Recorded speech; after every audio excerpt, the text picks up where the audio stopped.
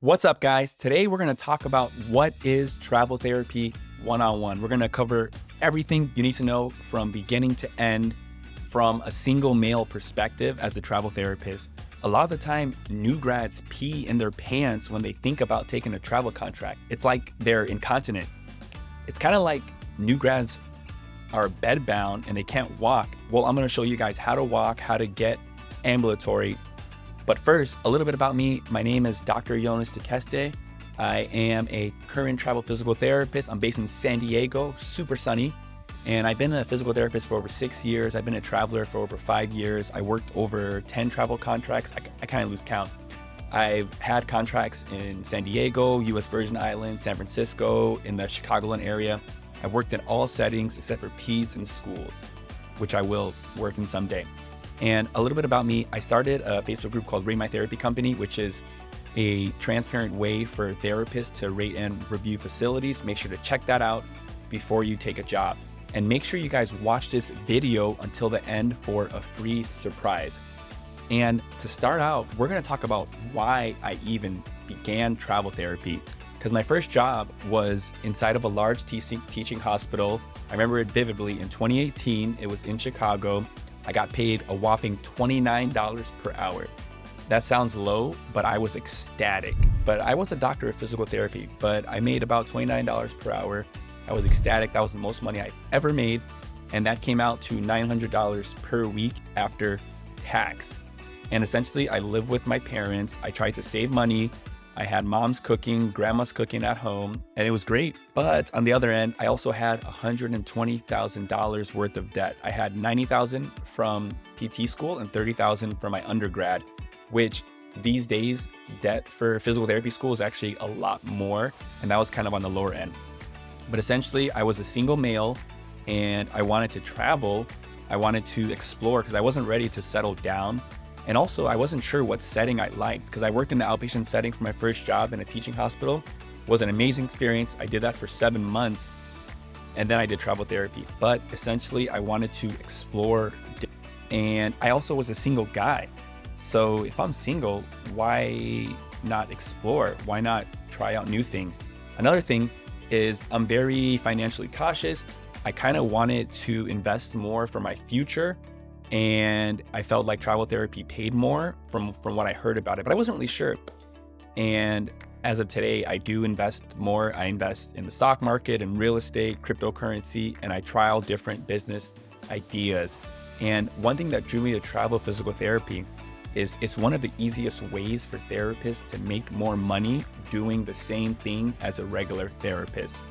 And I thought to myself, if I can do the same thing that I'm doing and get paid more as a travel therapist, why not do that? It also gave me the flexibility to live a life on my own terms. I didn't need to request PTO. I essentially could just go somewhere at the end of my contract and do this. So that's kind of my why for travel therapy, because I think it's extremely important for you to figure out your why, your goals, because everyone has different goals. Some want to travel, some want to make money, some want to meet more people, try new settings. So travel therapy has to be right for you because it's not for everybody, but it's working well for me right now. And we're going to talk about what is travel therapy. So essentially, there is a facility and there is some kind of a need, and they need to fill that need, and they'll pay extra because they're in somewhat of a desperate need. And some reasons could be therapist is on maternity leave, they're on medical leave, maybe the area is rural, maybe the census is just extremely high all of a sudden where they need more therapists. Maybe somebody quit. Maybe someone's on vacation as well. So they need a traveler need. And normally it's urgent. Most needs are as soon as possible. Sometimes they're in a month, in 2 months, but the majority of travel needs are as soon as possible. And travel therapy jobs, they're in all 50 states, and you have to be a US citizen. And you need to be licensed as a therapist in the state that you want to work in. And in some cases, at least for physical therapy, as I'm a physical therapist, there is a thing called a compact license, where if your home licensed state has a compact license, you can work in a compact state license, and the process to get a license is super quickly. I'm in Illinois. It's not a compact state as of now, but there is legislation. They're trying to change that. You can just Google compact state licenses, and I can even post that link here. and you'll see. But if you have a compact license, home state, it's very easy to get another license in a different state, which is amazing.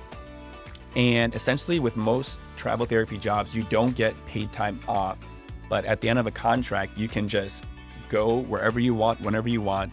And then when you're done doing what you want to do, whether it's traveling, you can work your next travel contract, which that's amazing. I love that. I love the breaks in between, and I'm essentially getting paid more. So I'm okay if I don't work for a time period. And I'm actually planning a 2-month Europe trip after my San Diego contract. I'm not sure if I'll extend or stay, but I'm planning a 2-month Euro trip to go single, back a solo trip, my first ever solo trip. I'm pretty scared. I'm essentially gonna backpack throughout Europe, throughout 8 countries. I'm super excited, and it's gonna be a great time. And typically most travel therapy needs are about 13 weeks long, and most of the time you can extend. I've been asked to extend every single travel contract, and I've extended every single contract except for one, because it was just a terrible place. It paid me well, but it was just not good. So I was like, peace, thank you, but I didn't extend. But in most cases, if you're a decent therapist, if you don't harm the patient, if you're a likable person, they'll ask you to extend. Next, we're gonna talk about a sample pay package, about the money, because we all think about money. It drives us, and it's why we work. We love patients, but if we weren't getting paid, most of the time we wouldn't work, unless if you're a billionaire or you're raising money. Most of us are not. I kind of grew up in a middle-class family. My parents are immigrants. They came to America in the 80s, and with the work ethic to work hard. And I plan to work hard and also learn more about making money, so my parents' legacy lives on through me. But a little bit about a sample pay package. So for my current job in San Diego, which I found a great contract through a great travel agency, the pay gross is $2,543. That's gross after tax. It's about $2,400 after tax. And the pay breakdown, because as a true traveler, you get paid by the hour, and you get a tax-free stipend for your meals and for your housing. So my hourly pay is $20 per hour, which gets fully taxed. And then the stipends total are $1,743. So I get $1,743 every week untaxed for my meals and for my housing. And I'd say the take-home range that's normal for a travel therapist is between $1,600 to $2,700 after tax.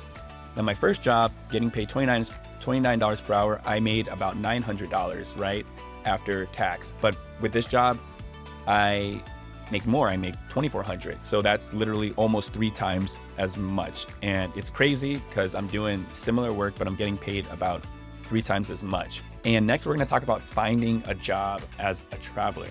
So when finding a job as a traveler, you work with a recruiter from a travel agency to find a job. And there's a lot of different travel agencies. There's over 400 travel agencies, and each one has their own recruiters. And there are small agencies, medium-sized agencies, and large agencies. I like working with smaller agencies because typically they have less overhead costs and typically they pay more, but a con is they have less access to jobs. And I've also worked with large agencies. Typically large travel agencies, they have more overhead costs, so they pay less, but they do have more access to jobs. Think of like AMN or Cross Country or Aya Healthcare. Those are huge, big name. They have a ton of jobs, but they typically pay a little bit less than the smaller agencies. And I recommend that you work with at least 2 to 3 travel therapy recruiters. You know why? Because different recruiters have different access to jobs. And it also might make them more competitive toward each other to give you a better pay package. And a good recruiter knows that you work with different recruiters and they should be okay with it. So you want to find a good recruiter that goes with your personality, that will go to bat for you, that will give you a good paying travel contract. And the best way to find a travel therapy recruiter is to ask a successful therapist, their recruiter, because good, successful therapists that have been in the game for a long time, they know the top recruiters.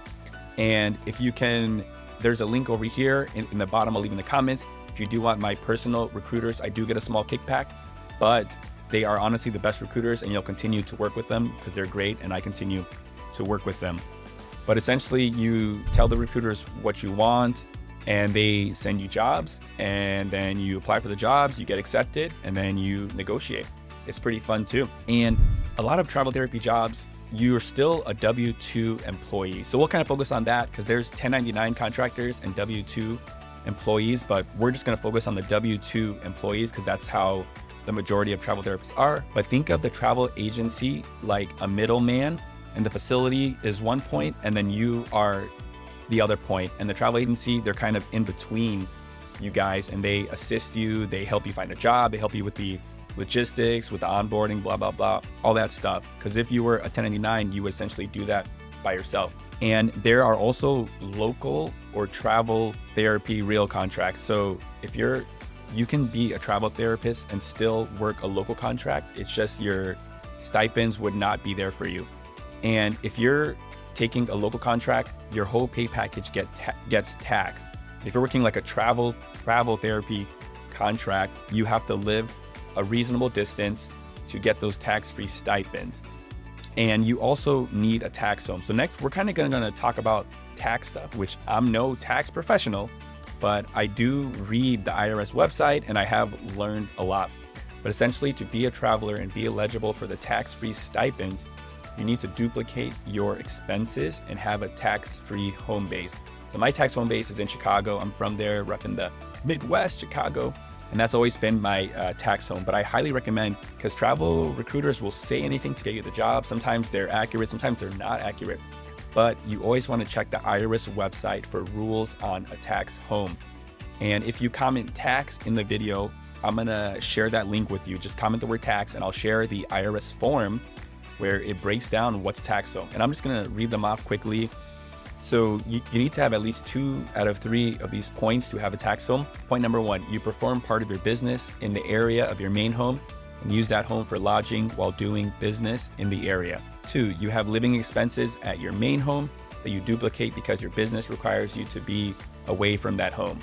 Number 3, you haven't abandoned the area in which both of your historical place of lodging and your claimed main homes are located. You have a member or members of your family living at your main home.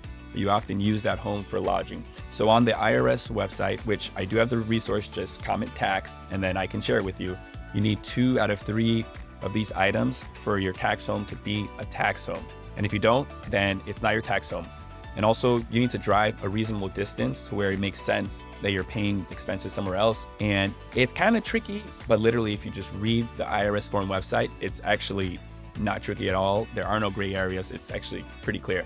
And make sure you consult with a CPA that's familiar with travelers. If you comment CPA, I can also share my CPA that's familiar with traveler pay as well, because you don't want to go to jail. Because I actually know about 3 people where they didn't do this correctly and they got fined and they had to pay a fee.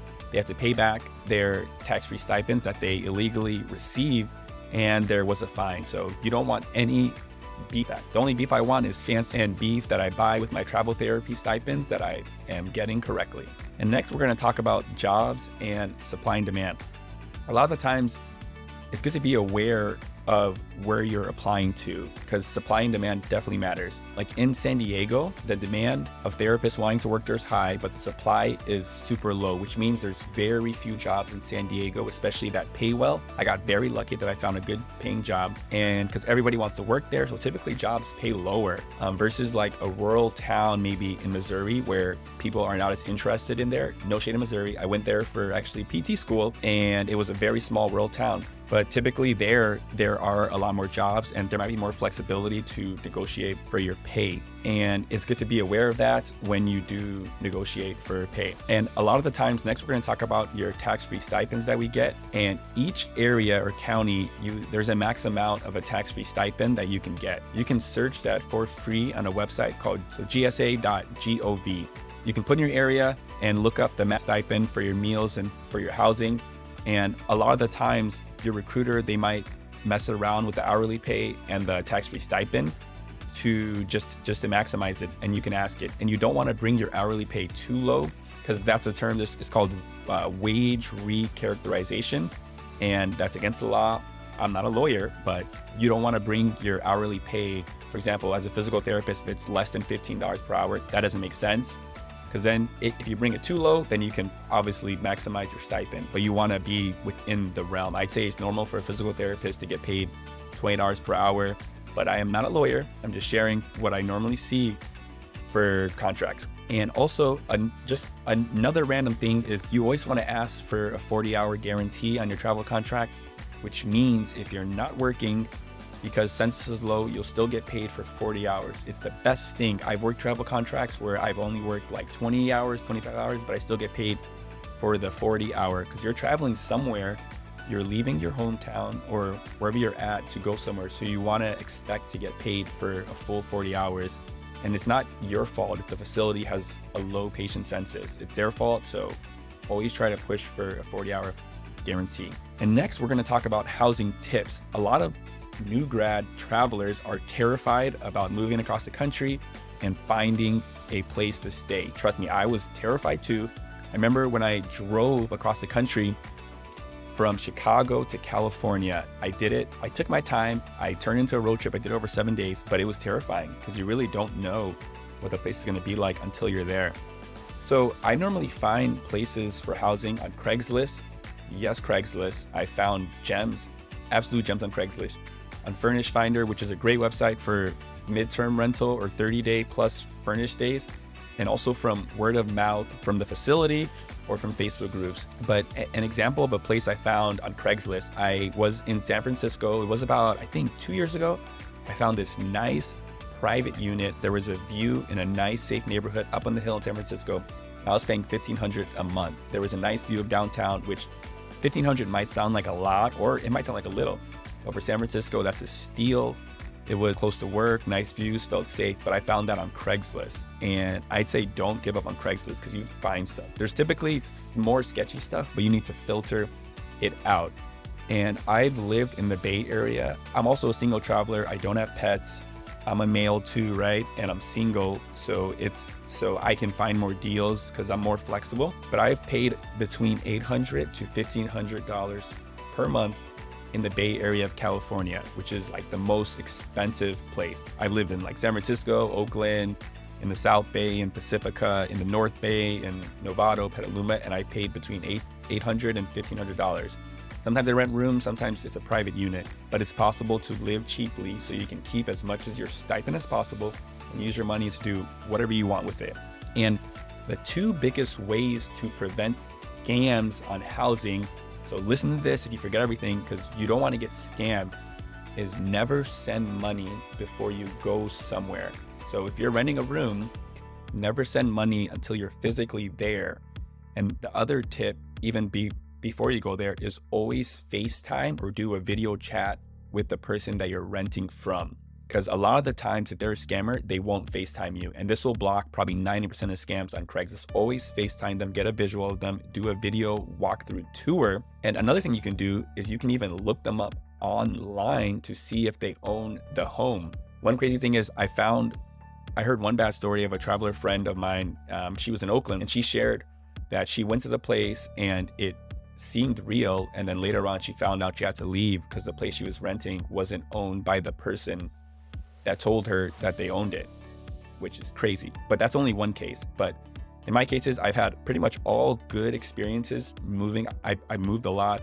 I also pack extremely light where I can just pack all my stuff in my suitcase, probably within an hour, 40 minutes if I had to. So the less you bring, the less stress you bring. And those are the majority of my tips. So some other resources to share again is the Rate My Therapy Company Facebook group. It's a group for therapists to rate and review facilities. You want to check that Facebook group before you take a job because you can learn about what a job is. And if you need a CPA, I can share my recommendations for a traveler CPA. If you need the link for the IRS website, tax home rules, to actually know what it is so you're not guessing, you can comment tax and I will post that. If you need a travel therapy recruiter, you can sign up on the link below. And thanks for watching this. At surprise is I will give a free consultation on travel therapy if you just comment consult. Simple as that. Make sure you guys subscribe and watch this video. Watch the next video as well, as we're going to talk about a travel therapy contract breakdown.